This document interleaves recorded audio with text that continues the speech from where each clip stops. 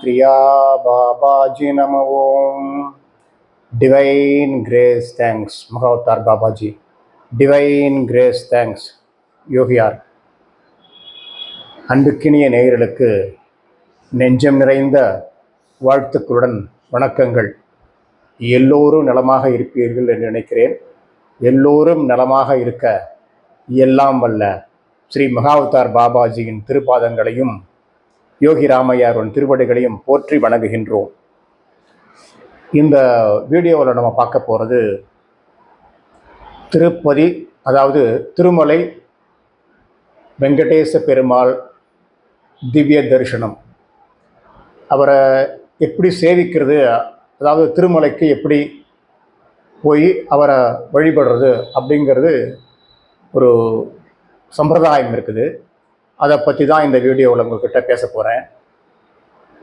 வாங்க வீடியோக்குள்ளே போவோம். ஒரே ஒரு சின்ன வேண்டுகோள், இதுவரைக்கும் எங்கள் சேனலை சப்ஸ்கிரைப் செய்யாதவர்கள் சப்ஸ்கிரைப் செய்து எங்களை ஆதரிக்கும்படி வேண்டி கேட்டுக்கொள்கிறோம். வாருங்கள், திருமலை திருப்பதி வெங்கடேச பெருமாளை தரிசிப்போம்.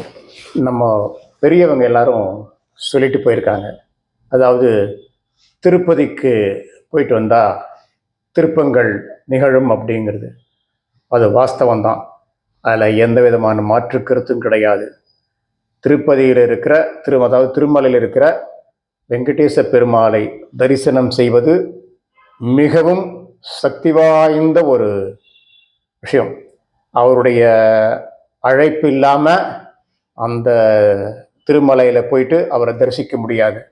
யாராவது திருப்பதிக்கு வாங்க அப்படின்னு கூப்பிட்டாங்கன்னா உடனே கிளம்பிடுங்க. நிறைய பேர் சொல்லுவாங்க, திருப்பதி கோயிலுக்கு இவங்கெல்லாம் போகக்கூடாது, அப்படியெல்லாம் எதுவும் கிடையாது. எல்லோரும் போய் அவரை வழிபடலாம். அந்த திருப்பதி திருமலையில் ஒரு விசேஷம் என்னன்னா, அதற்குன்னு ஒரு தனி வைப், அந்த பாசிட்டிவ் வைப்ரேஷன்ஸ் இருக்குது பாருங்கள் அந்த கோவிலில். அது சொல்லி மாறாது, அவ்வளவு சிறப்பான ஒரு விஷயம். திருப்பதி சும்மா காலையில் போயிட்டு சாயந்தரம்லாம் திரும்பி வந்துடக்கூடாது. குறைந்தபட்சம் ஒரு 3-4 அங்கே தங்கி, அதாவது திருமலையில் தங்கி அவரை தரிசிக்கணும். இன்ன பிற இடங்களெல்லாம் இருக்குது, கண்டிப்பாக நான் இந்த வீடியோவில் எல்லாம் சொல்கிறேன். அதாவது 3 நாள் அங்கே தங்க முடியுமான்னு கேட்குற ரொம்ப கஷ்டம்தான், கிடைக்கும். நீங்கள் சாமியோட அனுகிரகம் இருந்தால், பெருமாளோட அனுகிரகம் இருந்தால் கண்டிப்பாக 3 நாள் ஸ்டே பண்ணி அவரை தரிசிக்க முடியும். நான் ஸ்டே பண்ணி தரிசிச்சிருக்கேன், தனியாக போய் தரிசித்திருக்கேன். அதுதான் முக்கியமான விஷயம். நீங்கள் குடும்பத்தோடு இருக்கிறவங்க குடும்பத்தோடு போயிட்டு வாங்க, வேணான்னு சொல்லலை. நல்ல ஒரு பாசிட்டிவான வைப்ரேஷன் கூடிய ஒரு ஸ்தலம் திருப்பதி. ஸ்தலத்தில் முதல்ல நம்ம போக வேண்டியது நேராக திருப்பதி மேலே இதுக்கு போயிடக்கூடாது, திருப்பதி திருமலைக்கு போயிடக்கூடாது. தாயார் சந்நிதி திருச்சானூரில் பத்மாவதி தாயார் இருக்காங்க. அவங்கள போய் தரிசித்துட்டு அவங்ககிட்ட நம்ம வேண்டுதலை வச்சுட்டு இன்னொரு வேண்டுகோளையும் சேர்த்து வைக்கணும். பெருமாளை சேவிக்க போகிறான் தாயார், அவர்கிட்ட சொல்லுங்கள், நான் வரேன்னு சொல்லுங்கள், எங்களை அனுமதி கொடுக்க சொல்லுங்கள், என்னுடைய வேண்டுகோளை என்னுடைய பிரார்த்தனையை நிவர்த்தி பண்ணி வைக்க சொல்லுங்கள் அப்படின்னு தாயார்கிட்ட, திருச்சானூரில் குடிகொண்டிருக்கிற பத்மாவதி தாயார்கிட்ட வேண்டி கொண்டுதான் திருமலைக்கு நம்ம போகணும். திருமலையில் போனவொன்னே நேராக வைகுண்டம் காம்ப்ளெக்ஸ் போயிடக்கூடாது. அங்கேயும் சில அதாவது விதிமுறைகள் இருக்குது.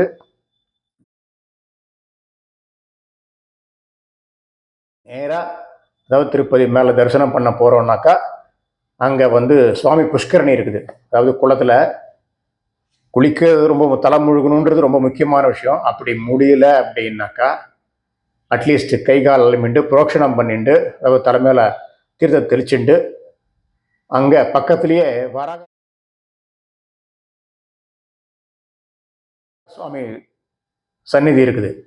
அவர்கிட்ட போயிட்டு அவர்கிட்ட வேண்டிக்கணும், பெருமாளை சேவிக்க போகிறேன், எனக்கு அனுகிரகம் பண்ணுங்க, கொஞ்சம் ரெக்கமெண்ட் பண்ணுங்க அப்படின்னு அவர்கிட்ட வேண்டிக்கணும். அவர் தான் பெருமாளுக்கு அந்த இடத்தையே கொடுத்தவர். அதுக்கான பட்டயம், பெருமாள் எழுதி கொடுத்த பட்டயம் வராக சுவாமி சந்நிதியில் இன்னமும் இருக்குது. நான் 2-3 தடவை அந்த பட்டயத்தை தரிசித்திருக்கிறேன். எனக்கு அந்த பாக்கியத்தை பெருமாள் கொடுத்தாரு. அது ரொம்ப ரிக்வஸ்ட் பண்ணால் தான் அவெல்லாம் காமிப்பா. சாதாரணமாக எல்லாருக்கும் காமிச்சிட மாட்டாங்க. 2 தடவை நான் பார்த்து தரிசனம் பண்ணியிருக்கேன் அந்த பட்டயத்தை. அவர் எழுதி கொடுத்த, கைப்பட எழுதி கொடுத்த பட்டயம் செப்பு தகடில் இன்னமும் இருக்கிறது. அந்த சந்நிதியில் அவர் பாதத்தில் வச்சுருப்பாங்க, முடி வச்சுருப்பாங்க. அண்ணா பாதத்தை பார்த்தாக்கா அந்த பட்டயம் இருக்கும். ஸோ அவர்கிட்ட வேண்டி பண்ணிவிட்டு அப்புறம்தான் வைகுண்ட காம்ப்ளெக்ஸ் போயிட்டு அந்த உள்ள நம்ம பெருமாளை சேவிக்கிறதுக்காக சந்நிதிக்குள்ளே நுழையணும். இது முதல் படி.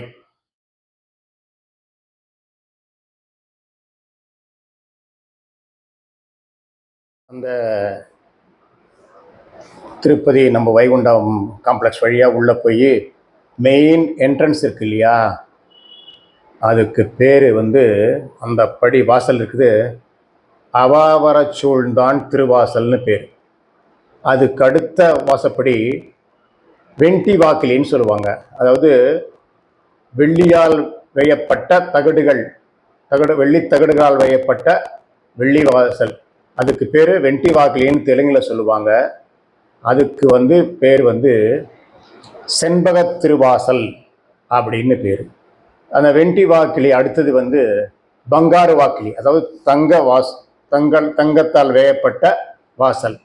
அதுக்கு பேர் குலசேகர திருவாசல் அப்படின்னு பேர். அப்புறம் அந்த மண்டபத்துக்குள் நுழைவோம். அந்த மண்டபத்துக்கு யமுனை துறைவர் மண்டபம், யமுனை துறைவர் பூமண்டபம் அப்படின்னு பேர். அந்த மண்டபத்தில் நுழைஞ்சிட்டு தான் நம்ம பெருமாளை சேவிக்க முடியும், பெருமாளை தரிசிக்க முடியும். அது இப்போ ஃப்ரீ தர்ஷன், 300 ரூபாய் டிக்கெட், 500 ரூபாய் டிக்கெட், 10,000 ரூபாய் டிக்கெட் வரைக்கும் போயிடுது. இப்போ இந்த 10,000 ரூபாய் டிக்கெட் இது கொடுத்தாதான் உள்ளே போய் பக்கத்திலிருந்து பெருமாளை 10,500 ரூபாய் பெருமாளை சேவிக்க முடியும். அவரை சேவிக்கிறது முதல்ல அவருடைய திருவடியை சேவிக்கணும்.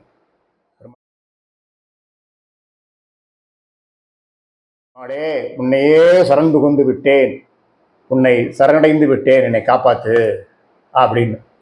அடுத்தது அவருடைய மார்பு. ஏன்னா ஸ்ரீதேவி பூதேவி தாங்கிய மார்பு அது. அந்த மார்பில் ஸ்ரீதேவி பூதேவி குடிகொண்டிருக்கிறார். அடுத்தது அவரை பார்க்கலாம், அவரை தரிசிக்கலாம், அவர்கிட்ட வேண்டுதல். நீங்கள் இந்த இது போகிறதுக்குள்ளேயே எல்லாத்தையும் மறந்துடுவீங்க.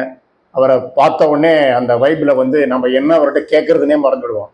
அவருக்கு தெரியும் நமக்கு என்ன கொடுக்கணும். நீங்கள் கேட்குறீங்களோ கேட்கலையோ, அவர் தரிசனம் பண்ணுறச்சே அவருக்கு நம்ம என்ன செய்யணுங்கிறத அவர் செஞ்சிடுவார்.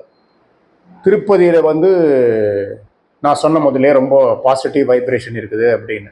திருப்பதி பெருமாள் திங்கட்கிழமை சேவிக்கிறது ரொம்ப சிறந்தது. ஏன்னா அவருடைய சந்திரனுடைய அம்சம் அப்படின்னு சொல்லுவாங்க. அவர் திருவோண நட்சத்திரத்துக்கு உரியவர். அவர் சந்திரனோட அம்சம். இன்னும் வியாழக்கிழமை தரிசனம் பண்ணால் நேத்திர தரிசனம், அந்த திருநாமம் இருக்குது இல்லையா, அவர் நெத்தியில் இருக்கிற திருநாமத்தை குறைச்சி அவர் பார்வை நம்ம மேலே விழுற மாதிரி வியாழக்கிழமை தரிசனத்துக்கு நேத்திர தரிசனம் பேர். வெள்ளிக்கிழமை தரிசனம் என்ன பேருனாக்கா, அதுக்கு அந்த தரிசனத்துக்கு ஒரு நாமம் இருக்குது. அதாவது நிஜபாத சேவைன்னு பேர். அது பேருக்கு நிஜபாத சேவை. அந்த ஒரு தரிசனமாக தான் அவருடைய திருப்பாதங்களை, திருவடியை நன்னா பார்க்கலாம். ரொம்ப அருமையான தரிசனம் அது, நிஜபாத சேவை தரிசனம் அது. அதெல்லாம் முதல்ல நாங்கள்லாம் அடிக்கடி போகிறச்ச அந்த 500 ருபீஸ் ஏஐடின்னு ஒரு தரிசனம் இருந்தது. 500 ருபீஸ் டிக்கெட்டு. காலையில் ஒரு 5 to 6 உள்ளே விடுவாங்க. அந்த நிஜபாத சேவை தரிசனம் பார்த்துருக்கோம். அப்பவும் நாம கொஞ்சம் கம்மியாக தான் இருக்கும். அதனால் நல்லா தரிசனம் பண்ண முடியும். அது அந்த மாதிரி இருந்தது. இந்த திங்கள், வியாழன், வெள்ளியில் ரொம்ப சேவிக்கிறது ரொம்ப சிறப்பான. சேவிச்சுட்டு உடனே திரும்பி வந்துடாதீங்க. 2 நாளாவது குறைஞ்ச, முதல்ல 3 நாள் சொன்னேன், 2 நாளாவது அந்த திருமலையில் தங்கிட்டு வாங்க. இன்னும் நிறைய பார்க்குற, நம்ம தரிசிக்க வேண்டிய இடங்கள் நிறைய இருக்குது. அதாவது பாப விநாசம்னு ஒரு இடம் இருக்குது. அங்கே போயிட்டு நம்ம தீர்த்தத்தை புரோக்ஷணம் பண்ணிக்கலாம். அடுத்தது வேணுகோபால சுவாமி சந்நிதி இருக்குது.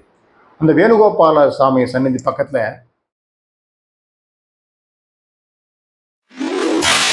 நிறைய சமாதிகள், ஜீவ சமாதிகள் மாதிரி இருக்குது. நீங்கள் எல்லா ஜீவ சமாதியிலையும் அங்கே அகல் விளக்கெல்லாம் இருக்குது. வாங்கி ஒரு தீபம் ஏற்றலாம், ஒன்றும் குறைஞ்சி போயிட மாட்டோம். ஒவ்வொரு சமாதியிலும் ஒவ்வொரு தீபம் ஏற்றலாம். நான் இதெல்லாம் பண்ணிட்டு வந்திருக்கேன். அப்புறம் வந்து அந்த பக்கத்துலேயே ஒரு பாபாஜின்னு ஒரு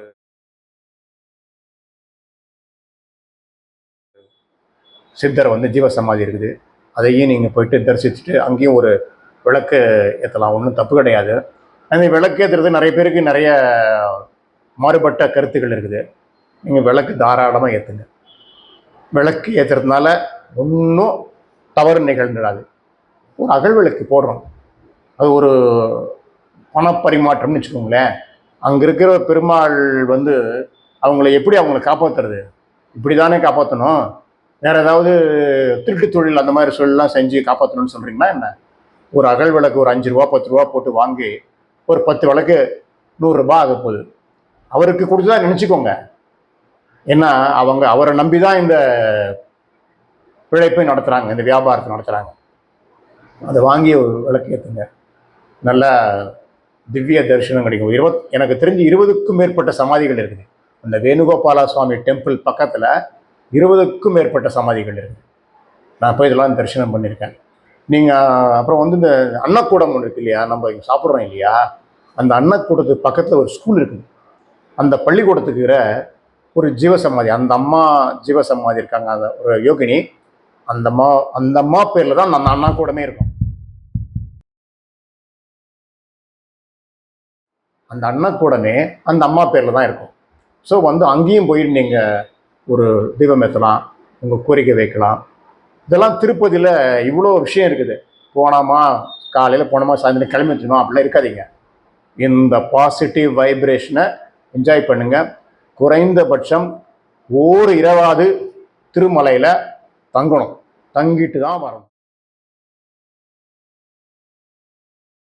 திங்கட்கிழமை போனால் ரொம்ப பெரிய விசேஷம், வியாழக்கிழமை ரொம்ப விசேஷம், வெள்ளிக்கிழமை விசேஷம். ஒரு இரவு அங்கே தங்கிட்டு வர்றது மிகவும் சாலச்சிறந்தது. நல்ல உங்களுக்கு திருப்பங்கள் வரும்னா கண்டிப்பாக வரும். இந்த மாதிரி ஒரு தரிசனம் பண்ணிட்டு வாங்க.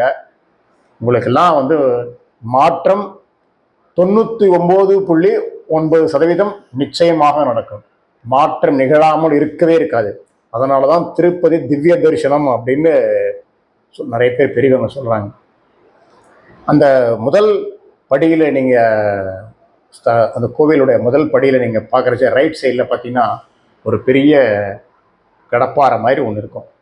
அது வந்து ஒரு ஆழ்வாருடைய அவருடைய நினைவாக அங்கே தொங்க போடப்பட்டிருக்கும். அது தரிசிக்கலாம். அடுத்தது வந்து துவஸ்தம்பம் இருக்கும். அதுக்கு பக்கத்தில் தான் வெண்டி வாக்கிலி. அதுதான் வந்து அந்த வெண்டி வாக்கிலிக்கு அடுத்தது பங்காரு வாக்கிலி. பங்காரு வாக்கிலி உள்ளே போனால் தான் பகவானை சேவிக்க முடியும். அண்ணா போயிட்டு வாங்க. உங்களுக்கெல்லாம் வந்து இந்த திருமலை திருப்பதி திவ்ய தரிசனம், அவரை பெருமாளை சேவிக்கிறதுங்கிறது நாமெல்லாம் கொடுத்து வச்சிருக்கணும். ஏன் அங்கே கூட்டம் போய்கிட்டே இருக்குன்னா அதுதான் காரணம். வெளியில் வந்தீங்கன்னா அந்த பிரகாரத்தில் நிறைய சுவாமிகள் இருக்குது. யோகா நரசிம்மர்லாம் இருப்பாங்க.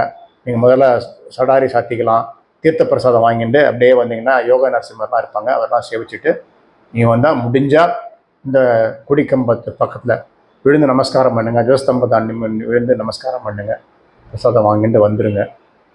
ஒரு நல்ல ஒரு ஸ்தலம். திருப்பங்கள் கண்டிப்பாக நிகழும். இந்த 3 நாட்கள் நான் குறிப்பிட்டு சொன்னேன். அந்த 3 நாட்கள் அவரை சேவிக்கிறதுங்கிறது பிரமாதமான விஷயம். அந்த 3 நாள் தங்க முடியுமான்னா நான் ஒரு சின்னதாக நான் அதை பெரிய இன்னொரு வீடியோவில் முழுசாக சொல்கிறேன். 3 நாள் எப்படின்னா, நான் தனியாக போயிட்டேன். தனியாக போனால் திருமலையில் ரூம் தரமாட்டாங்க. ஏன்னா நிறைய அசம்பாவிதங்கள் நடந்துடும், ரூம் தரமாட்டாங்க. எனக்கு திருதண்டி ஜிஆர் மடத்தில் நான் என்ன பண்ணேன், தனியாக வந்திருக்கேன்னு சொன்னேன். எனக்கு என்ன பண்ணாங்க, ஒரு ரூம், அதாவது ஒரு ரூம்னா தனியாக கொடுக்க மாட்டாங்க. அப்போவும் இன்னொரு நண்பரோட யாரோ ஒரு யாத்திரிகர் வந்திருக்காங்க, அவரோட சேர்ந்து எனக்கு ரூம் கொடுத்தாங்க. அங்கேயே 3 நாள் ஸ்டே பண்ணேன். அங்கே வந்து மத்தியானம் வந்து 2 வேளை பிரசாதம் உண்டு, மதியமும் இரவும் பிரசாதம் உண்டு. சேவிச்சுட்டு வந்து பிரசாதம் சாப்பிட்டு ஃப்ரீயாக தான், ரூம் ஃப்ரீயாக தான் கொடுத்தாங்க. பட் இருந்தாலும் என்னால் முடிஞ்ச இயன்ற யதாசக்தின்ற மாதிரி இயன்ற அளவு அவங்களுக்கு அந்த டொனேஷன் கொடுத்துட்டு வந்தேன். ஏன்னா நான் 2 நாள் அங்கே சாப்பிட்ருக்கோம். 3ஆவது நாள் வந்து தங்கி அந்த அங்க பிரதர்ஷனத்துக்கு ட்ரை பண்ணேன். அது டிக்கெட் கிடைக்கல. அது ஒரு பெரிய திருப்பு முனை நிகழ்ந்த ஒரு தரிசனம். அதை பற்றி இன்னொரு வீடியோவில் தனியாக சொல்கிறேன். அந்த நிகழ்வு நிகழ்ந்தது 2009. அற்புதமான விஷயம். உங்களுக்கு அந்த இன்னொரு வீடியோவில் சொல்கிறேன். இன்னும் ஒரு முக்கியமான க்ஷேத்திரம் இருக்குது.